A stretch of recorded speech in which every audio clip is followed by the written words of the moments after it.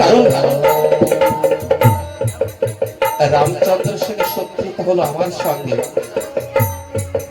রাবণ মনে মনে চিন্তা করছে, দেখি তো আমার এই রামকৃষ্ণ আরো কি আছে কি, কারণ রামচন্দ্রের সঙ্গে শত্রু হলো আমার সঙ্গে। আমি কাউকে দেখি আমি যদি যুদ্ধ করতে যাই সে উদ্ধার হবে, সে যে রামকৃষ্ণ হয়ে যাবে। রাবণ মনে মনে চিন্তা করছে, দেখি তো আমার এই রাক্ষসী আরো কেউ আছে কি, আরো কেউ আছে কি। রাবণ খুব চিন্তা ভাবনা করে দেখছে, আমার এই রাক্ষসী আরো একজন আছে, সে যে আমার ছোট ভাই বিভীষণের একমাত্র পুত্র তরুণী এখনো যে আছে। কিন্তু তরুণীর বয়স মাত্র 10 বছর বয়স, আমি তরুণীকে রেখে আমি কিভাবে যুদ্ধ করতে যাব? কিন্তু তরুণীকে আমি যদি রেখে আমি যদি যুদ্ধ করতে যাই আমার ভাতৃপুত্র তরুণী উদ্ধার হবে না।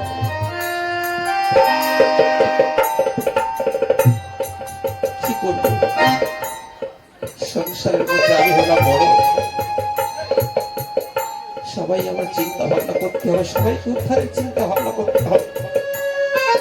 রাবণ মনে মনে চিন্তা করছে, তো যেভাবে হোক তরুণীকে যুদ্ধ করতে পাঠাতে হবে, যেটাই বলুক আমার কোনো কথা কান দিলে হবে না।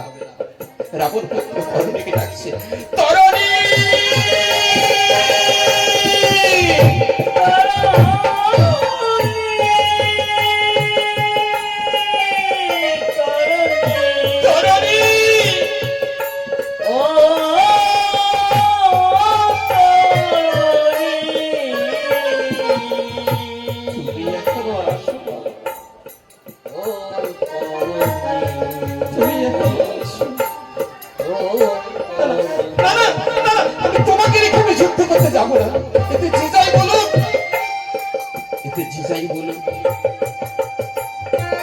আমার কোনো কথা কান দিলে হবে না, কারণ আমি যেটা করছি একমাত্র আমি ছাড়া আর আমার ভগবান ছাড়া কেউ জানে না। আজকে আমি তরুণীকে যদি যুদ্ধ করতে পাঠাই অনেকে অনেক কথা বলতে পারে, বলুন বলুন, আমার কোনো কথায় কান দিলে হবে না, কোনো কথায় কান দিলে হবে না। পুত্র তরুণীকে যেভাবে রামের চরণে পৌঁছে দিতে হবে। রাবণ পুত্র তরুণীকে ডাকছে, তরুণী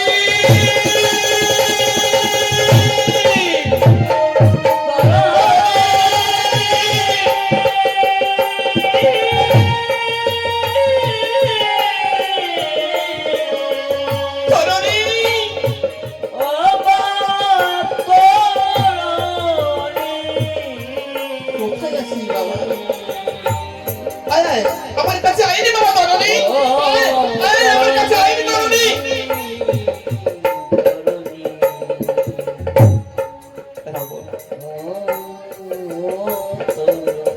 বারবার পুত্র তরুণীকে ডাকছে,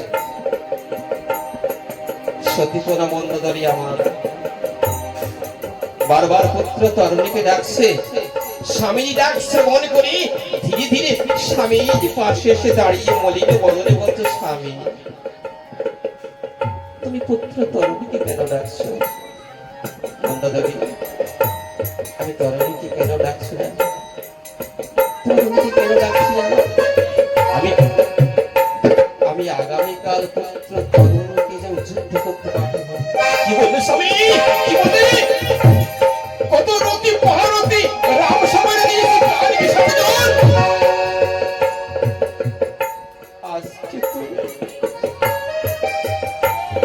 তুমি দুধের শিশুকে তুমি যুদ্ধ করতে পাঠিও না, আজকে তুমি দুধের শিশুকে তুমি যুদ্ধ করতে পাঠিও না স্বামী। মন্দোদরী তরুণীকে যে যুদ্ধ করতে পাঠাতে হবে, তরুণীকে যে যুদ্ধ করতে পাঠাতে হবে।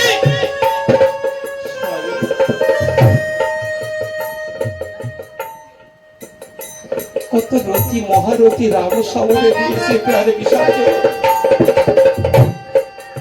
আজকে তুমি দুধের শিশুকে তুমি যুদ্ধ করতে পাঠাবে? কি বলছো তুমি?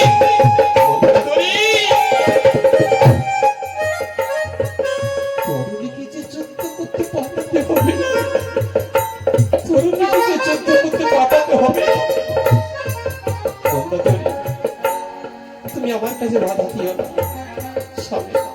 জানো লঙ্কায় তো সব শেষ হয়ে গেল।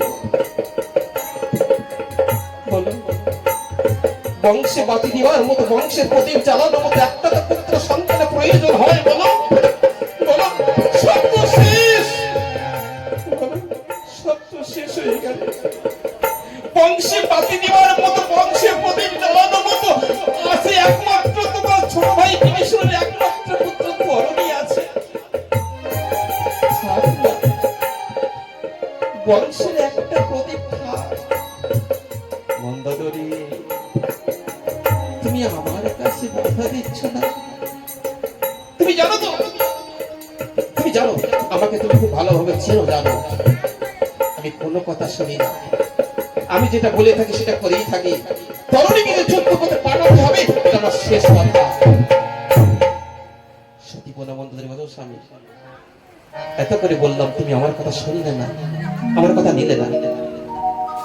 তবে আমি সংক্ষিপ্ত বলি শোনো, রাম জেগে সীতা জেগে আমি দুটো প্রমাণ দেব। ও তুমি তুমি জানো না, জানো না, জানো না এই রাম যে মা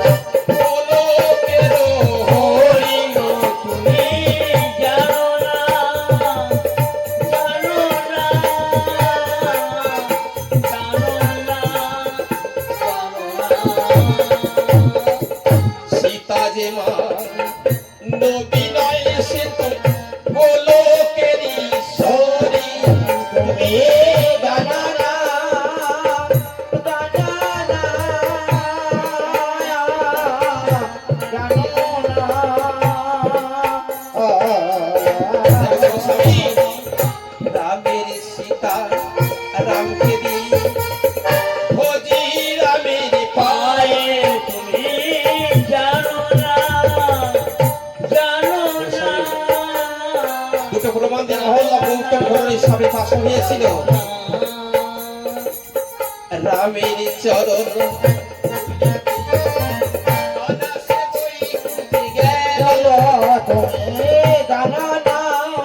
ধনুক ভাঙতে গিয়েছিলেন মিথিলায় মনে আছে? ধনুক ভাঙাতে ধরে এখানে ধনুক চাগাতে পারেনি।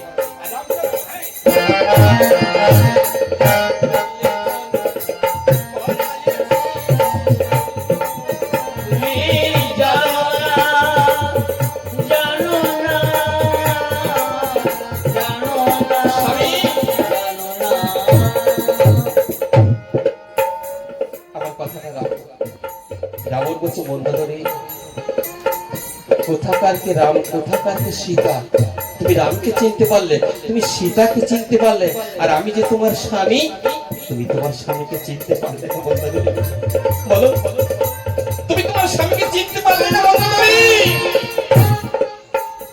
তুমি এতদিন আমার সঙ্গে ঘর সংসার করলে, তুমি তোমার স্বামীকে চিনতে পারলে না? ও মন্দোদরী তুমি আমায় দুটো প্রমাণ দিয়েছো, আমি তোমায় দুটো প্রমাণ দেব।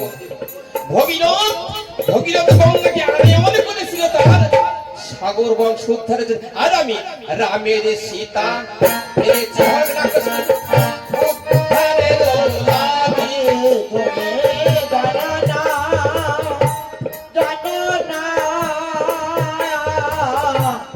রামের সীতা হরণ করে এনেছিলাম আমার রাক্ষস উদ্ধারের জন্য।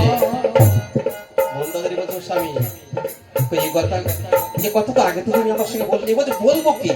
তুমি তোমার অর্থাঙ্গিনী, তুমি স্বামীর মনের কথা তুমি বুঝতে পারো না। জানো মন্দোদরী সবাই আমার বলে লম্পট চরিত্রহীনা নারী লোভী।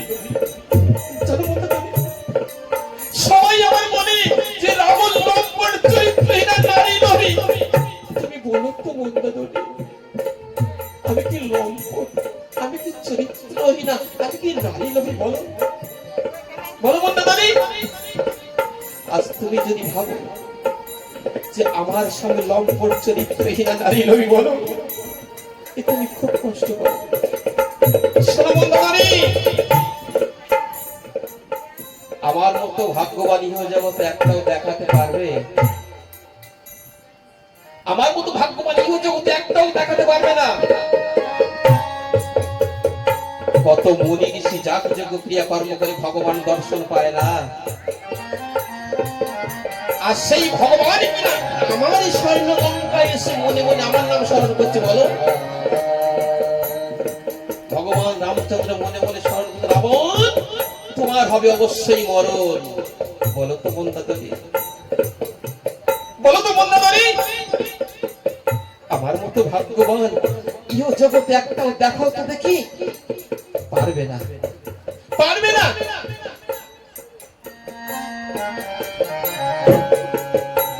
শোনা মন্দাদরি, আজকে আমি পুত্র তরণীকে রেখে আমি যদি যুদ্ধ করতে যাই, আমার ভাতৃপুত্র তরণী উদ্ধার হবে না। জানা বন্ধুগণ, এতে আমার অন্তর দুঃখ, অন্তরে কাঁদছে, কোনো উপায় নেই। তরণীকে যেভাবে হোক রামের চরণে পৌঁছে দিতে হবে, এটা আমার শেষ কথা। শোনো মন্দাদরি, তুমি যখন তোমার স্বামীকে চিনতে পারলে না, আজকে আমার মনের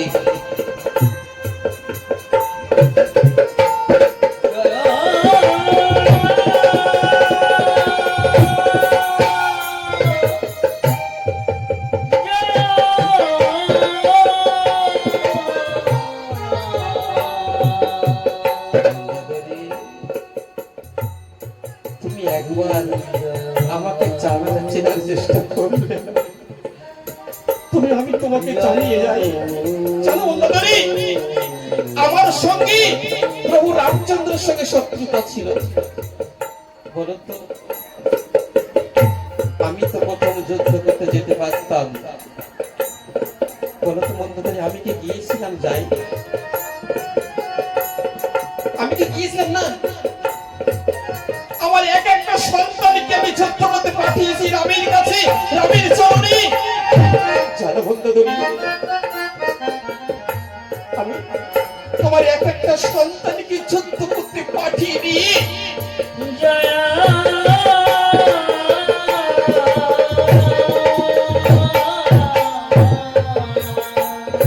আমি ভগবানের কাছে কি বলতাম জানো?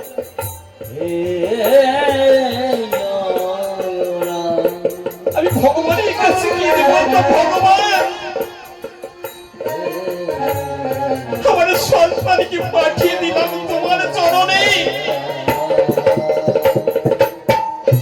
আমার সন্তানকে পাঠিয়ে দিলাম তোমার চরণে। তুমি যেন আমার সন্তানকে যেন ফিরিয়ে দিও না ভগবান। বলো বন্ধুদের, আমার এক একটা সন্তানকে যুদ্ধ করতে পাঠিয়ে দিয়েছি, পাঠিয়ে দিয়ে আমি ভগবানের কাছে কেঁদে বলেছিলাম, ভগবান আমার সন্তানকে পাঠিয়ে দিলাম তোমার চরণে, তুমি যেন আমার সন্তানকে যেন ফিরিয়ে দিও না।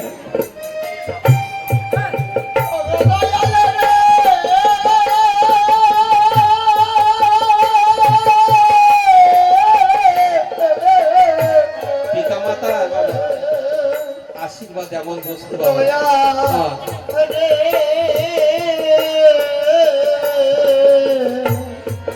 পিতা মাতা সন্তানকে যদি বাবা অভিশাপ দেয়,